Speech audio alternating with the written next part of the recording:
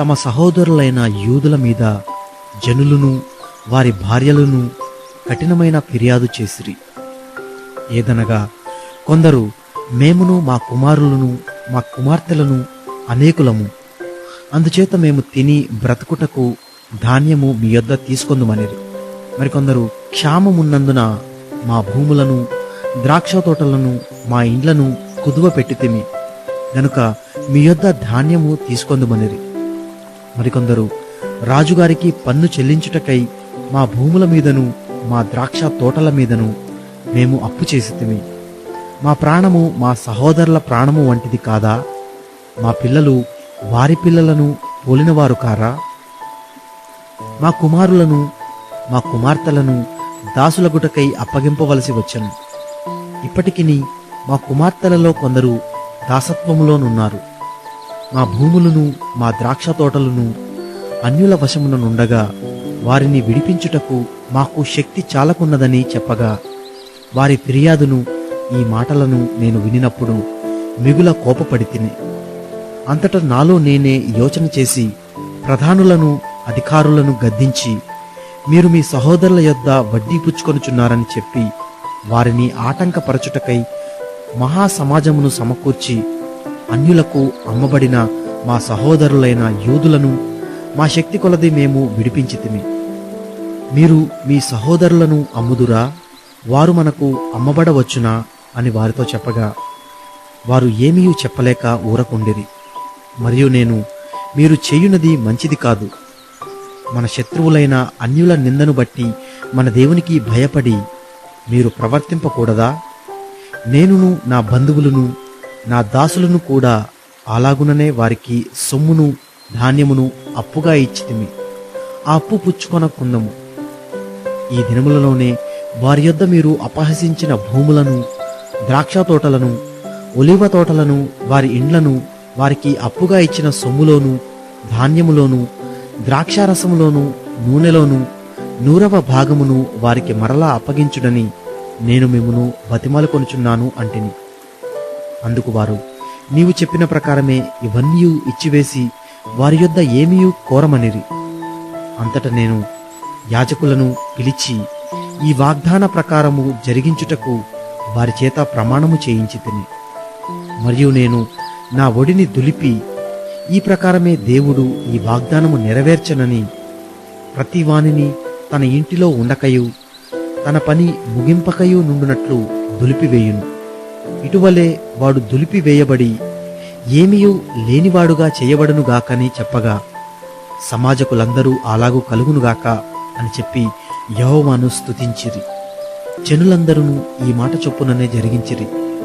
మరియు నేను యూదా దేశములో వారికి అధికారిగా నిర్ణయింపబడిన కాలము మొదలుకొని, అనగా అర్తహషస్త రాజు ఏలుబడియందు 20వ సంవత్సరము మొదలుకొని 32వ సంవత్సరము వరకు 12 సంవత్సరములు అధికారికి రావాల్సిన సొమ్మును నేను గాని నా బంధువులు గాని తీసుకొనలేదు. అయితే నాకు ముందుగా నుండిన అధికారులు జనుల యొద్ద నుండి ఆహారమును ద్రాక్షారసమును 40 తూముల వెండిని తీసుకొనుచూ వచ్చిరి. వారి పనివారు సహా జనుల మీద భారము మోపుచూ వచ్చిరి. అయితే దేవుని భయము చేత నేను అలాగున చేయలేదు. ఇదియుగాక నేను ఈ గోడ పని చేయగా నా పనివారును ఆ పని చేయుచూ వచ్చిరి. భూమి సంపాదించుకొనిన వారము కాము. నా భోజనపు బల్ల యొద్ద మా చుట్టూనున్న అన్య జనులలో నుండి వచ్చిన వారుగాక యూదులను అధికారులను 150 మంది కూర్చునియుండిరి. నా నిమిత్తము ప్రతిదినము ఒక ఎద్దును శ్రేష్టమైన 6 గొర్రెలను సిద్ధము చేయబడెను. ఇవియుగాక కోళ్లను 10 రోజులకు ఒకమారు నానా విధమైన ద్రాక్షారసములను సిద్ధము చేసిరి. ఈ ప్రకారముగా చేసినను ఈ జనుల దాసత్వము బహు కఠినముగా ఉండినందున అధికారికి రావలసిన సొమ్మును నేను ఆపేక్షించలేదు. నా దేవా, ఈ జనులకు నేను చేసిన సకలమైన ఉపకారములను బట్టి నాకు మేలు కలుగునట్లుగా నన్ను దృష్టించుము.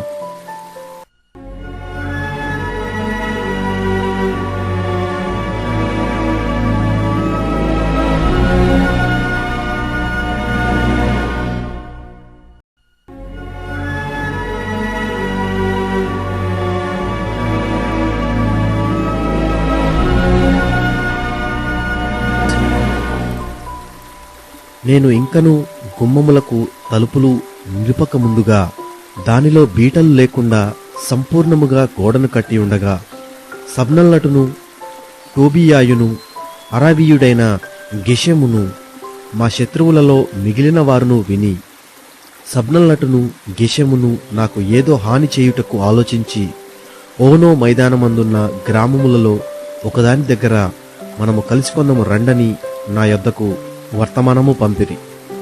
అందుకు నేను చేయు పని గొప్పది, దాని విడిచి మీ యొద్దకు వచ్చుటకై నేను దానినెందుకు ఆపవలను? నేను రాలేనని చెప్పుటకు దూతలను పంపితిని. వారు అలాగూ 4 మార్లు నా యొద్దకు వర్తమానము పంపగా ఆ ప్రకారమే నేను మరలా ప్రత్యుత్తరమిచ్చి తిని. అంతటా 5వ మారు సబ్నల్లటు తన పనివారి ద్వారా విప్పియున్న యొక్క పత్రికను నా యొద్దకు పంపాను. అందులో వారిపైన రాజుగా ఉండవలనని నీవు ప్రాకారమును కట్టుచున్నావనియు, ఈ హేతువు చేతనే నీవును యూదులను రాజు మీద తిరుగుబాటు చేయునట్లుగా నీవు ఆలోచించుచున్నావనియు, యూదులకు రాజుగా ఉన్నావనియు, నిన్ను గూర్చి ప్రకటన చేయుటకు యెరూషలేములో ప్రవక్తలను నీవు నియమించితివనియు మొదలగు మాటలను రాజునకు ఈ సంగతులు తెలియనగుననియు మొదలగు మాటలు అందు నిమిత్తము ఇప్పుడు మనము యోచన చేసేదము రండనియు, ఈ సంగతి అన్యజనుల వదంతి అనియు దానిని గెషెము చెప్పుచున్నాడనియు వ్రాయబడెను. ఈ పని చేయలేకుండా మేమశక్తుల మగుదమనియు వారందరూ మమ్మను బెదిరింపజూచిరి గాని నేను ఎటువంటి కార్యములను మేమెంత మాత్రమును చేయువారము కాము. వీటిని నీ మనస్సులో నుండి నీవు కల్పించుకొంటివనియు అతని యొద్దకు నేను వర్తమానము పంపితిని. దేవా, ఇప్పుడు నా చేతులను బలపరచుము. అటు తరువాత మెహతాబేలునకు పుట్టిన దెలయ్యా కుమారుడైన షెమయా యొక్క ఇంటికి వచ్చి తిని. అతడు బయటికి రాకుండా నిర్బంధింపబడెను. అతడు రాత్రికాలమందు నిన్ను చంపుటకు వారు వచ్చెదరు గనుక దేవుని మందిర గర్భాలయములోనికి నీవు పోయి తలుపులు వేసుకొనేదము రండని చెప్పగా నేను, నా వంటి వాడు పారిపోవచ్చునా? ఇంతవాడైన నేను నా ప్రాణమును రక్షించుకొనుటకై గర్భాలయమున ప్రవేశింపవచ్చునా? నేను అందులో ప్రవేశింపనంటిని. అప్పుడు దేవుడు అతని పంపలేదనియు టోబోయాయును సబ్నల్లటును అతనికి లంచమిచ్చినందున నా విషయమై ఈ ప్రకటన చేసిననియు తేటగా కనుగొంటిని.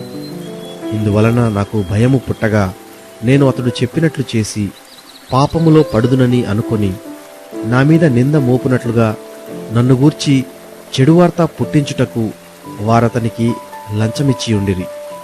నా దేవా, వారి క్రియలను బట్టి టోబోయాను సబ్నల్లటును నన్ను భయపెట్టవలనని కనిపెట్టియున్న ప్రవక్తలను నోవద్యా అను ప్రవక్తిని జ్ఞాపకము చేసుకొను.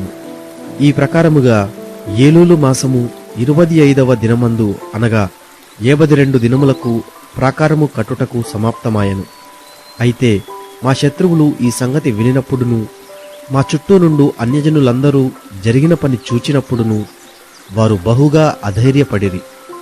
ఏలయనగా ఈ పని మా దేవుని వలన జరిగినదని వారు తెలుసుకొనిరి. ఆ దినములలో యూదుల ప్రధానులు టోబియా యొద్దకు మాటిమాటికి పత్రికలు పంపుచూ వచ్చిరి. అతడును వారికి పత్రికలు పంపుచుండెను. అతడు ఆరుహు కుమారుడైన షెకన్యాకు అల్లుడు. ఇదియుగాక యెహోనాను అను తన కుమారుడు బెకర్యా కుమారుడైన మెషుల్లాము కుమార్తెను వివాహము చేసుకుని ఉండెను గనుక యూదులలో అనేకులు అతని పక్షమున నుండెదమని ప్రమాణము చేసిరి. వారు నా ఎదుట అతని గుణాతిశయములను గూర్చి మాటలాడుచూ వచ్చిరి. నేను చెప్పిన మాటలు అతనికి తెలియజేసిరి. నన్ను భయపెట్టుటకే టోబియా పత్రికలు పంపెను.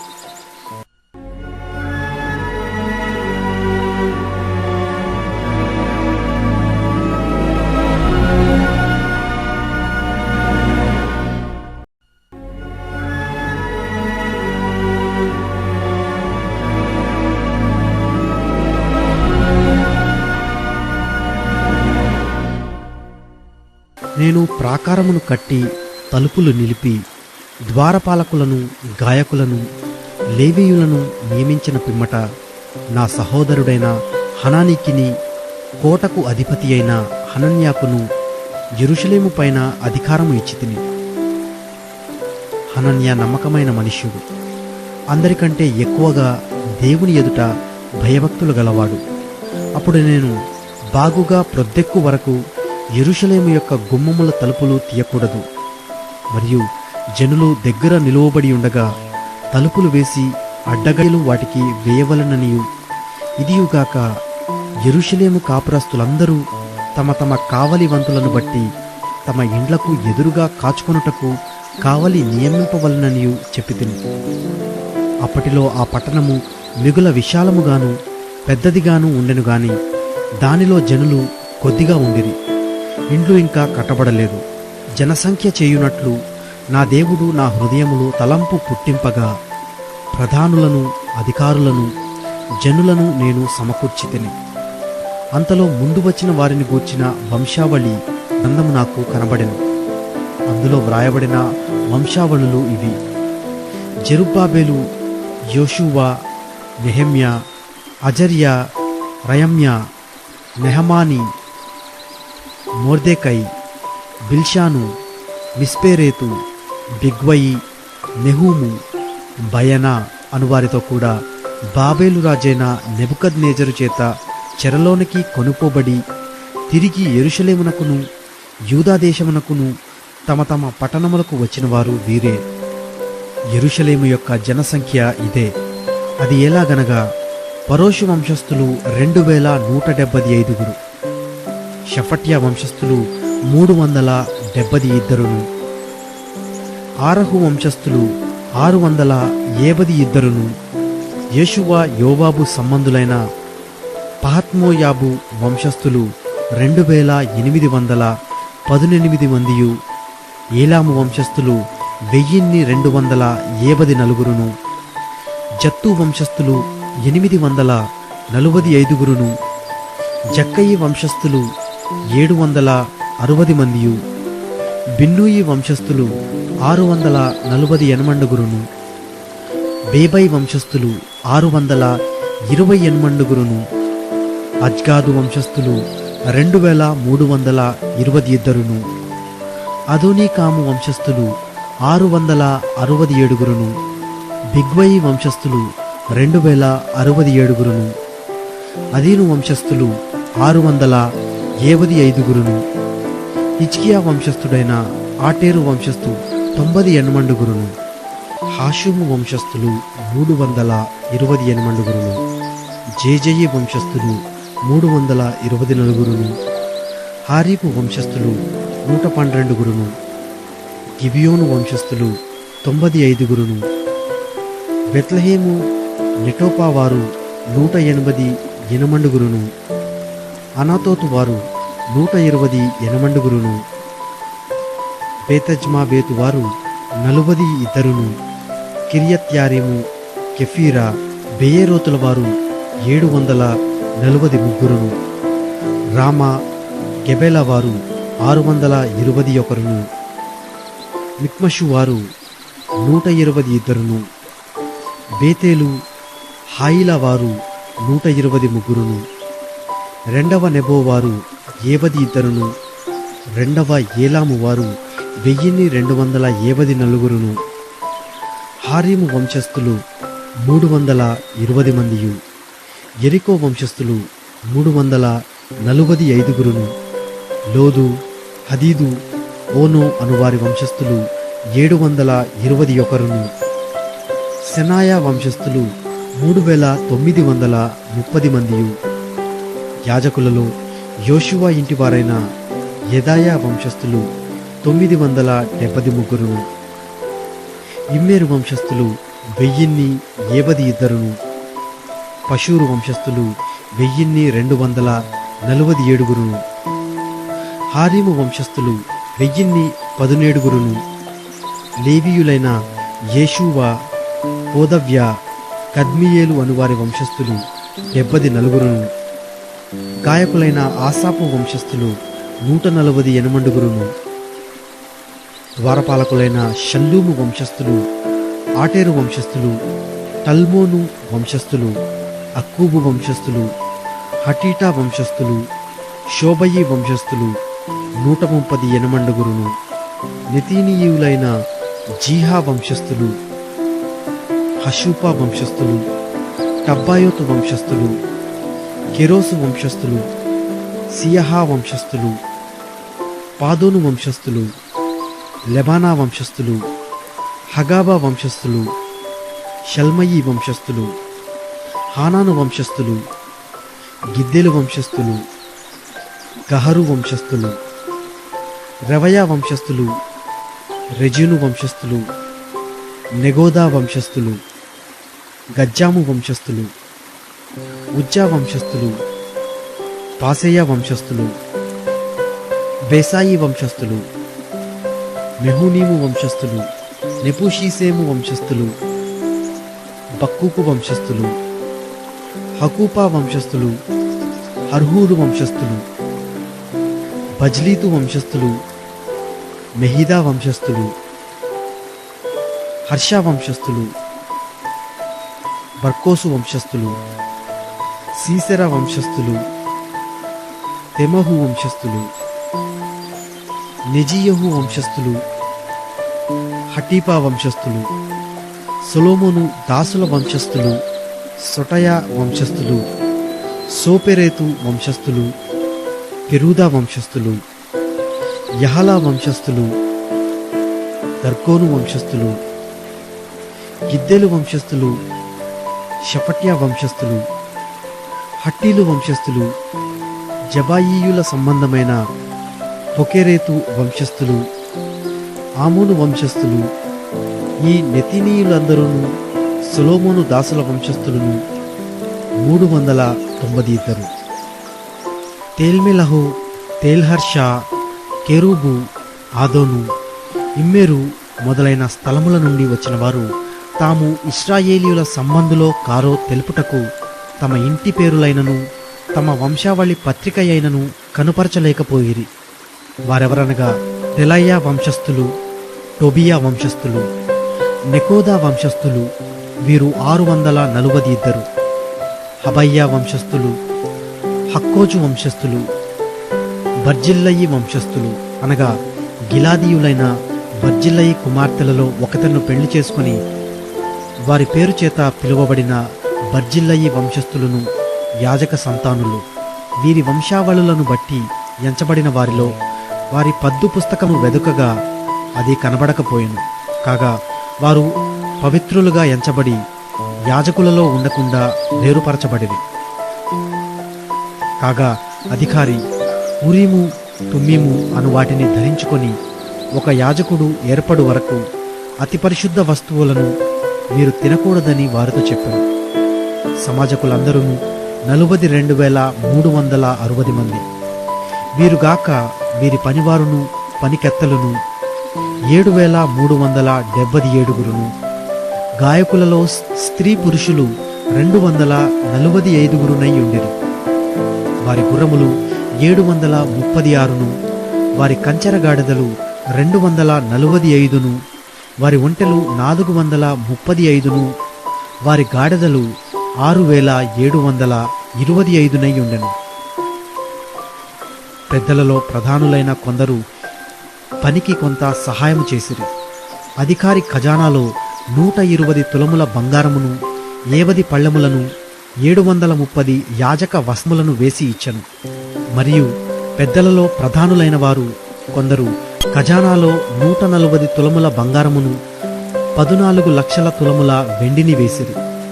మిగిలిన వారును 240 తులముల బంగారమును, 240 లక్షల తులముల వెండిని, 67 యాజక వస్త్రములను ఇచ్చిరి. అప్పుడు యాజకులు, లేవీయులు, ద్వారపాలకులు, గాయకులు, జనులలో కొందరును, నెతీనీయేలు, ఇశ్రాయేలీయులందరూ తమ పట్టణముల యందు నివాసము చేసిరి.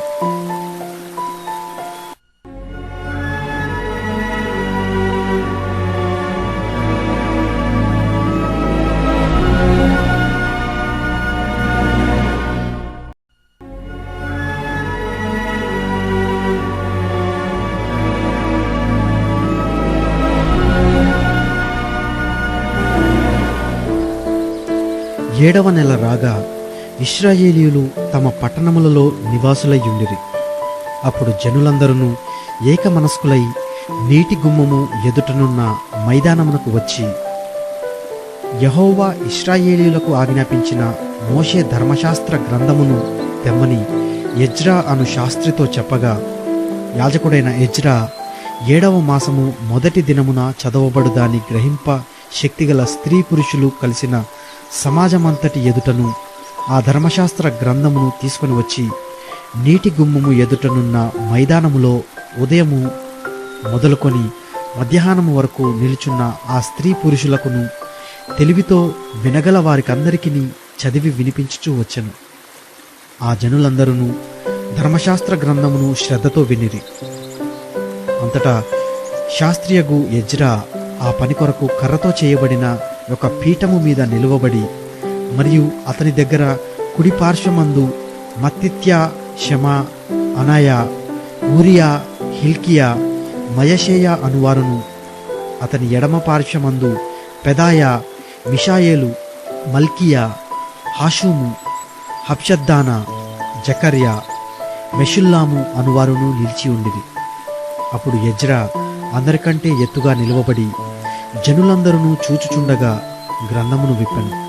విప్పగానే జనులందరూ నిలవబడిరి.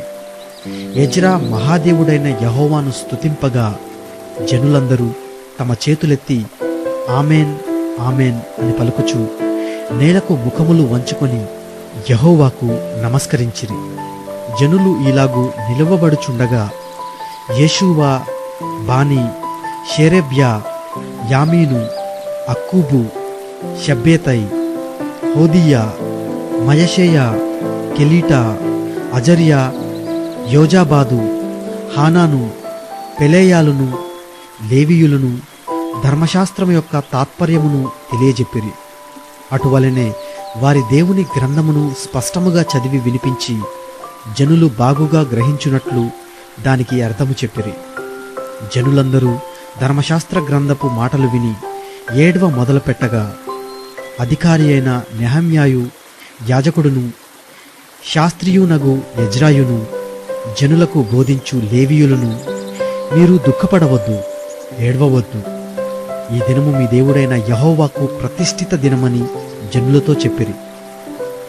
మరియు అతడు వారితో ఇట్లనెను, పదండి, క్రొవ్విన మాంసము భక్షించుడి, మధురమైన దాని పానము చేయుడి. ఇది వరకు తమ కొరకు ఏమీ సిద్ధము చేసుకొనని వారికి వంతులు పంపించుడి. ఎలయనగా ఈ దినము మన ప్రభువునకు ప్రతిష్ఠితమాయను. మీరు దుఃఖపడకుడి, యెహోవాయందు ఆనందించుట వలన మీరు బలమొందుదురు.